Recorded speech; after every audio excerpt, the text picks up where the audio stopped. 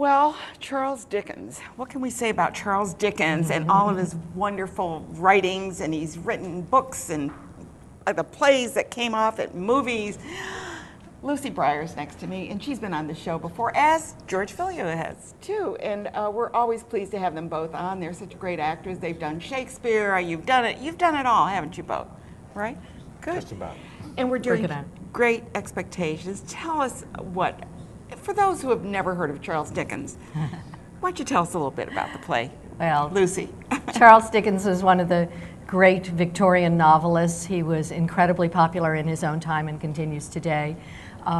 Famous, I think, for among modern school children for the weight and length of his novels, which makes him not very popular today.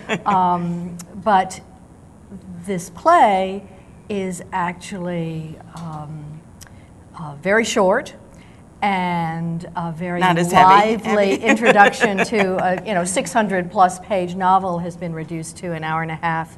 A crazy ride. This was actually Dickens, he felt, his best work, and in part it was a very good work because it did get somewhat compressed. I think it was was this like his 20th novel or something? It was it was his next to the last of his completed works, and like others that he a couple of others that he did, it's told completely in the first person, as is our play. And who speaks? Who speaks? Pip. Pip is the hero. Tells his story. Philip Pirrip is his christened name, but he can't say that as a child, so he identifies himself as Pip. And this is Pip's story, and it's a very exciting story. And who plays Pip? Steve Keller, a young man from the Sand Lake region, and who actually I think is not very experienced. This is not, I don't think he's had many roles, and he certainly never had a lead role like this. The play is very demanding on the entire cast because we're all on stage for the entire play. Really? You're all on stage? George, you too? Oh my goodness. Oh yes. And actually only Pip plays a single character. The rest of us are doubled or tripled or quadrupled in characters. But that works that way. It works. You don't even notice it when that happens. And George, what part do you play in this? Are you a good guy or a bad guy? Pretty bad. The original Darth Vader, Magwitch, the convict, who ends up being Pip's benefactor as well. Right, right. I also play We all remember the story. So some of us remember it. I also play Uncle Pumblechook, who is more or less a busybody who would love to get his hands on some of Pip's money when he becomes a gentleman. But I also play a waiter, a guest at a party, a passerby in London, and that's the way the production is done. Everybody plays little parts.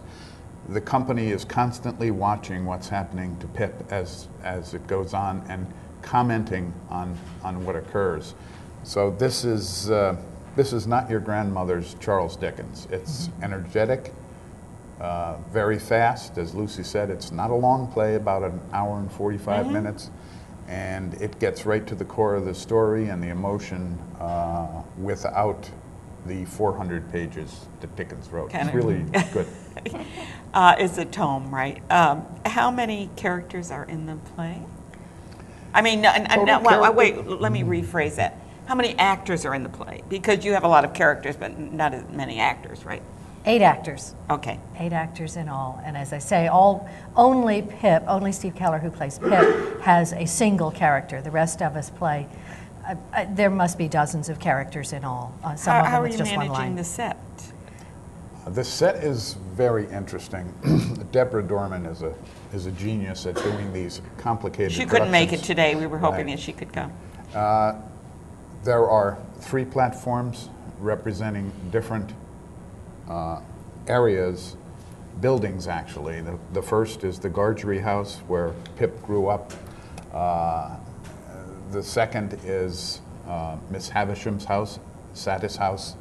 And the third is Pip's Barnard's house where he resides with Herbert Pocket as a gentleman. And in between are gates and doorways, and the set is open in the back so that the company can eavesdrop. And the company eavesdrops on the entire story and reacts to it. So there's something always going on. It's not like sitting down and reading Charles Dickens. It's really, I think Deborah calls it Mr. Dickens' Wild Ride. In Great Expectations. Yeah. Yeah. I know you both have been acting. You both have been on the show before. Lucy, what number is this of all your plays that you've been in? Oh my you goodness. can't even count, right? I'm up near 30, I think, at this point, and I've only been doing this. Both George and I came to acting local community theater relatively late. I have only been doing this this is my 6th year, so. And you've done like 30, oh my, and George, how about you? Because I've seen you in a number of plays. I'm up to about 30, so I'm catching up to Lucy, but I've only been doing it for 4 years. Okay. Oh my gosh. So I'm trying to catch up. You're trying to catch up. It's like, I'm not in a running race. marathons, right? You're going to catch up. The play will be at the Sand Lake Center for the Arts. Tell people where that is. It's on Route 43, just before the intersection with Route 66 in Rensselaer County. It's a lovely drive out there. The facility itself is a former church and was beautifully refurbished this summer with a new stage floor and new accessibility. It's really a wonderful venue, and Circle Theater Players is one of my favorite groups to work with because they really personify the whole ideal of community theater. The whole community gets involved. We get great audiences there and great support from the community. You also have something else coming up there, and unfortunately I don't have it right in front of me, but there's a concert. Yeah, a concert group called North Sea We've Gas. got it up there now. From Scotland. Yes. That's where the North Sea comes in. I'm not sure where the gas comes in. That's supposed to be a And really the date on that, I can't really read that easily. Is it May 28th? May 28th, is that when it is? So, and one thing about the Sand Lake Center for the Arts, they have like an art gallery, they have music, they have plays. It's really a wonder. Around Christmas time, you have a great Christmas sale too, I know that. And it sounds like it's on the other end of the world when you're in Schenectady or Albany. No, it's just over in Averill Park, yeah. You get off exit 8 of I-90, you go straight up 43, and it's no more than 30 minutes No, from it's not right far. here. We've been there, and it's a lovely black box theater, and I think that you will enjoy sitting back and relaxing. And, skip the book, see the play, right? I happen to love the book. Oh, okay. But this is certainly a quicker way quick way to hear do about it. the story, and it's a wonderful play in itself. Neil Bartlett, who wrote the play, has actually made something of a career of doing classical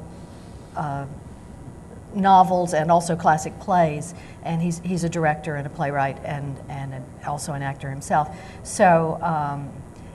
It's really fun to be So involved he's in able this. to distill the essence out of the book, And right? actually, he's also done Oliver Twist, and I'm eager to read that script and see what he's done with that. Might be next year, right? You'll be doing that. I want to remind you, if you'd like to see it, it's running from May 30th through June 1st and also June 5th through the 8th. And that's in Averill Park at the Sand Lake Center for the Arts. Go do yourself a favor, go out there and enjoy it, have a nice meal out in that neck of the woods. And have a Great good restaurants time. out Great there. restaurants out there, too. Thank you both, George Filieau and Lucy Breyer, for being with us today.